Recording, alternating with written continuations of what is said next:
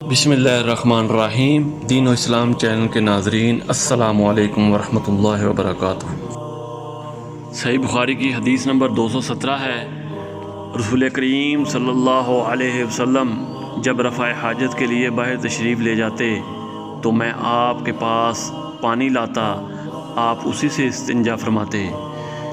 اسی طرح صحیح بخاری کی حدیث نمبر 218 ہے، ایک مرتبہ رسول اللہ صلی اللہ علیہ وسلم دو قبروں پر سے گزرے تو آپ صلی اللہ علیہ وسلم نے فرمایا کہ ان قبر والوں کو عذاب دیا جا رہا ہے اور کسی بڑے گناہ پر نہیں۔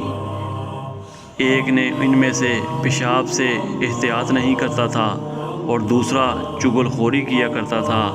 پھر آپ صلی اللہ علیہ وسلم نے ایک ہری ٹہنی لے کر بیچ سے اس کے دو ٹکڑے کیے اور ہر ایک قبر پر ایک ٹکڑا گاڑ دیا۔ لوگوں نے پوچھا کہ یا رسول اللہ صلی اللہ علیہ وسلم، آپ صلی اللہ علیہ وسلم نے